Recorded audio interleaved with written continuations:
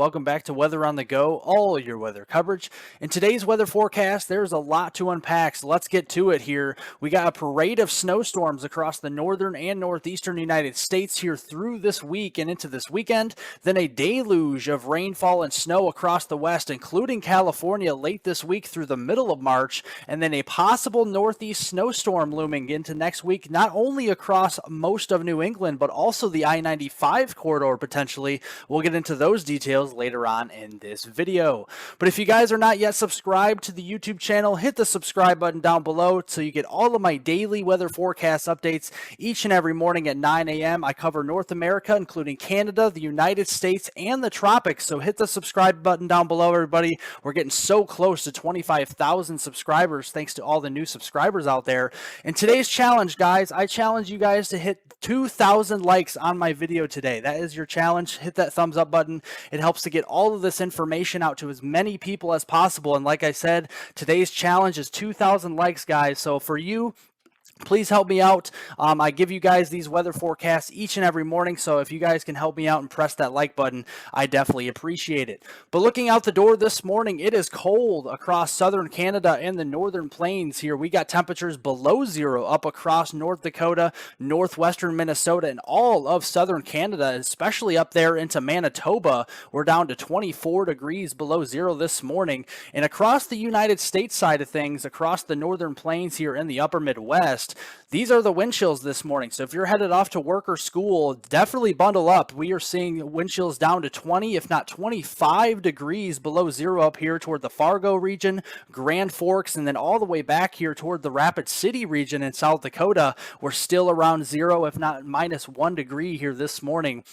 So you definitely want to bundle up going to work or school here as you go out the door today. But that's because of the deep snowpack across these regions. We have the 16 inches or 17 inches of snow on the ground across the Dakotas here into western Minnesota, and that's enhancing a lot of the colder air that it moves through from Canada as it pushes southward across this region. But as we go through the day today here and into tomorrow, we have another snow system up here across the northern plains and the upper Midwest, and we at least have winter weather advisories across eastern Montana, the Dakotas here into northwestern Minnesota, even some winter storm warnings being hoisted here up across northern South Dakota for at least a few inches worth of snowfall going through the next 24 to 48 hours. So looking here at noon time frame, we got some steady light to moderate snow bands up here into the Dakotas, eastern Montana here. That will be laying down at least a couple of inches of snow through this afternoon. That will continue through the mid-evening hours around 9 o'clock here this evening across the Dakotas here, and then finally moving its way slowly to the east into northwestern Minnesota, and maybe some snow flurries and light snow showers across eastern and central Nebraska as well this evening. And then that continues to slowly meander off to the east by noon time frame on Wednesday, March 8th, tomorrow. This will be moving in toward the Twin Cities region all the way down into northwestern Iowa, again bringing a couple inches worth of snowfall there. And looking at the total snowfall accumulation here across the northern plains now through Thursday timeframe on the 9th, it does look like we see at least 3 to 6 inches worth of snow across most of the Dakotas here, especially into southwestern North Dakota and northern and northwestern portions of South Dakota here. Maybe an isolated 7-8 inch total. Definitely not out of the realm of possibility here. But further downstream here into northwestern Minnesota, western Minnesota here, maybe just a 1 to 2 inch snow event out of this system, and that does linger down into northwestern Iowa here. We may be seeing an inch of snow just to the northwest of the Des Moines region. But as we go through the week, that is not our only chance for snow. We got another snow system moving in, and probably a stronger system as well as we get through late this week. So on Wednesday, March 8th, this is tomorrow, we have another piece of energy across the Pacific Northwest that will move its way farther to the east on Thursday. It will enter areas here in the northern and central Rockies, and then eventually out across the northern plains on Thursday afternoon and evening. And then that continues to propagate farther off to the east on Friday, March 10th, to end the week here and get into the weekend. And you can see the energy starts to get a little bit stronger with this system by the time it does reach the western Great Lakes. So we're going to have some cooler air to work with and likely some snowfall going into late this week. So starting here on Thursday, March 9th at noon time frame, our second snow system moving in again across those very same areas here that just is getting hit today and tomorrow. Again on Thursday, we're going to have more snow across the Dakotas, eastern Montana, getting into western portions there of Minnesota, and perhaps as far south and east here as northwestern Iowa as well. Again, midday on Thursday, that moves farther to the east. This encompasses more of Wisconsin, northern parts of Illinois, especially the Chicago metro area on northward toward Milwaukee, Green Bay, and then getting into Michigan here by 6 a.m. on Friday. That continues to meander farther off to the east, this time encompassing the Toronto area, Detroit, over here towards the Pittsburgh area, maybe just to the northeast of Pittsburgh with the snowfall by Friday evening.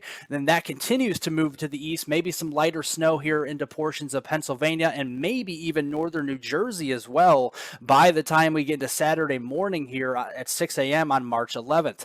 So looking here from west to east at the total snowfall accumulation through this week, so starting at Thursday the 9th through Friday the 10th here, a decent snow up here. Again, another 2 to 5 inches worth of snow is a good bet across the Dakotas, getting into portions of Minnesota here, northern parts of Iowa. This does include the Twin Cities, Des Moines, Iowa, getting up here toward the Fargo region, and even the Rapid City region here into South Dakota, and then farther downstream, some heavier amounts as the system slows down just a little bit on Thursday night through the day on Friday here, March 10th. We definitely could be seeing a swath of 3 to 6, even 7 inches worth of snow here across central, southern Wisconsin, very far northern Illinois here, northeastern Iowa. So this includes the Green Bay region, Madison, Wisconsin, La Crosse down to Prairie du Chien, Milwaukee here, and just especially the northern suburbs there of Chicago as well. And then some of that transfers farther east into Michigan, and then across the northeast in the mid-Atlantic. This is on the Friday, March 10th timeframe into Saturday, March 11th. This does include areas just near and northeast of Pittsburgh here. We could be seeing a good 1 to 3 inches worth of snow across much of southern New York State, north central Pennsylvania, and perhaps maybe an inch of snow farther to the east into portions of northern New Jersey as well as we get through this upcoming weekend.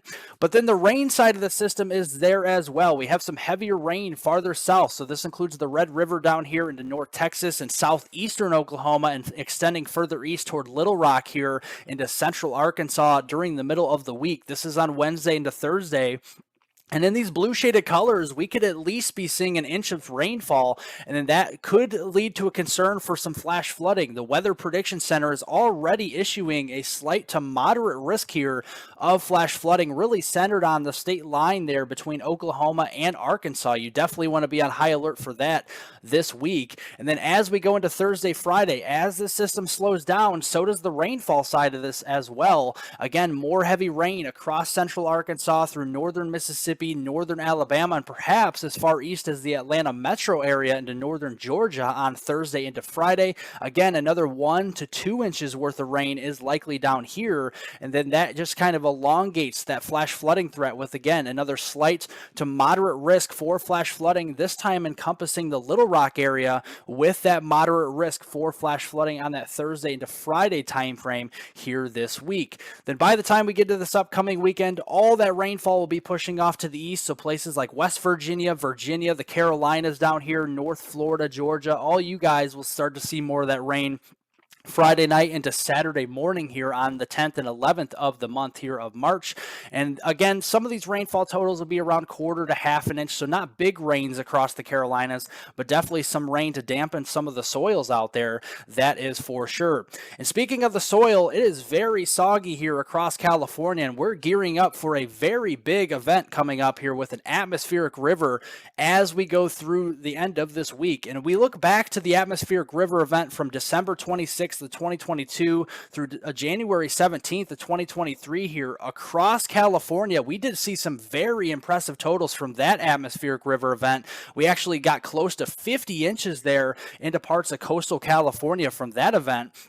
And that actually did chip away at that major drought there. As you look back here at December 20th of 2022, just before Christmas time, we had that extreme and exceptional drought out here across central and northern California. Then after that event did occur on January 17th of this year of 2023, that drought really did lessen back to a moderate and still that severe drought, but definitely did improve across portions of California. And now here we sit with the U.S. Drought Monitor here that was released on February 28th. A new drought monitor will be out on Thursday, March 2nd, but you definitely see there's places into California that were in extreme, exceptional drought that are now actually not in drought right now, or at least back down to abnormally dry, if not a moderate drought as we go through the day today. So definitely very large improvements across California and the West, and that looks to even improve even further going through the middle of this month. So starting on the Thursday, March 9th, we have these precipitable water anomalies showing up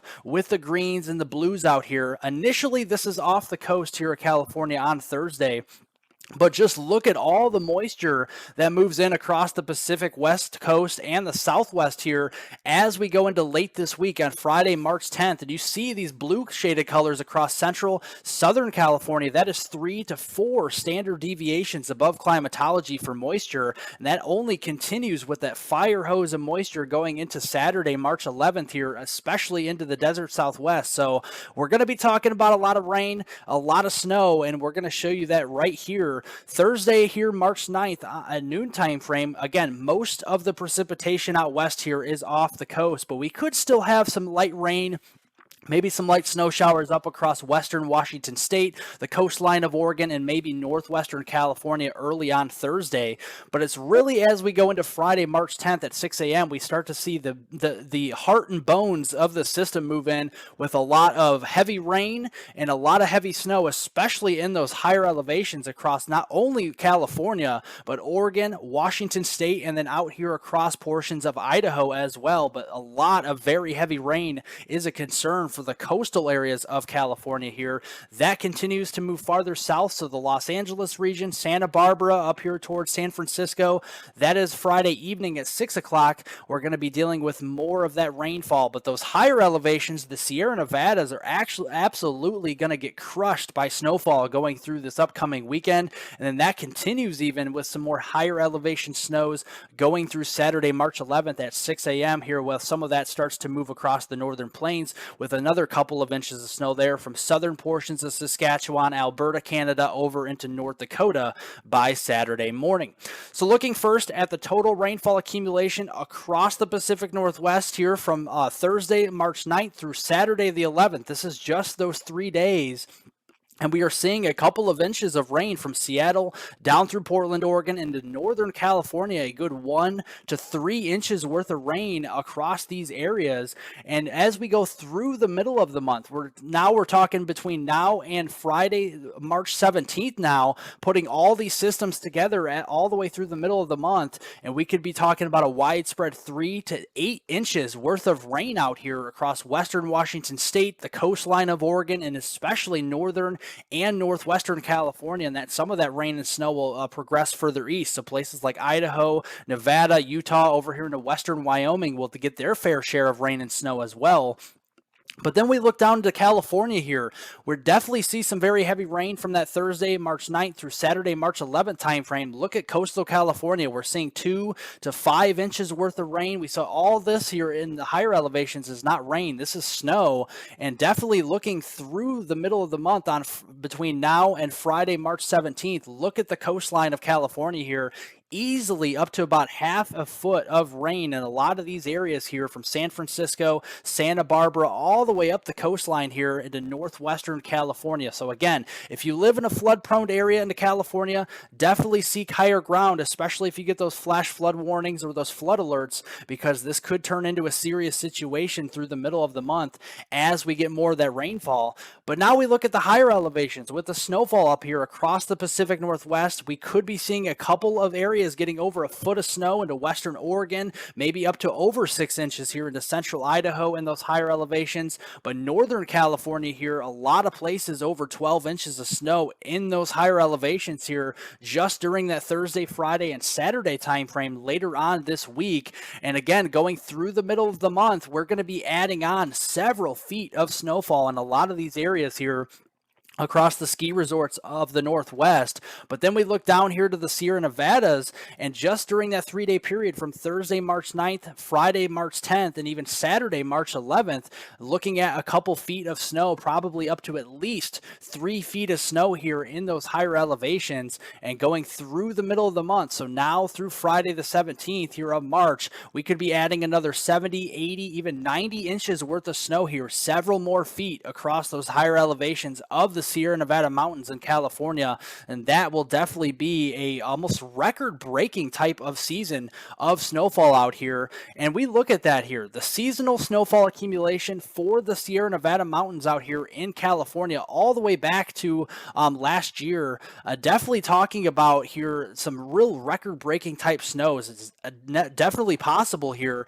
We're seeing 300, 400, even up to words of 600 inches of snow with the season as a whole across the peak of the mountains here in California and the Sierra Nevadas. So this is definitely going to lead to a lot of snow melt once we see some of this melt into the spring months.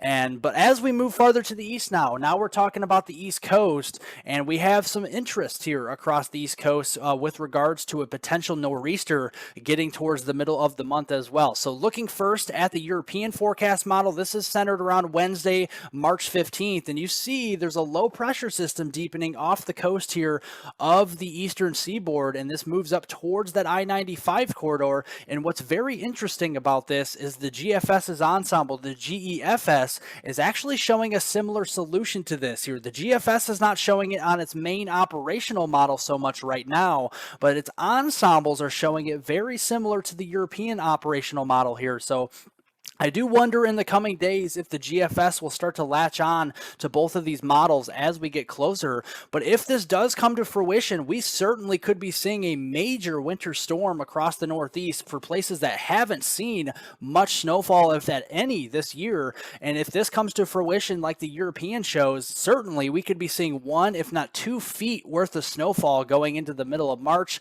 And again, the GEFS ensemble model is at least showing an average of around 3 to 4 inches here across much of New England, including the I-95 corridor, not only from Boston to Connecticut, but even down here into New York City, including Long Island and northern and central portions of New Jersey as well, getting through the middle of March.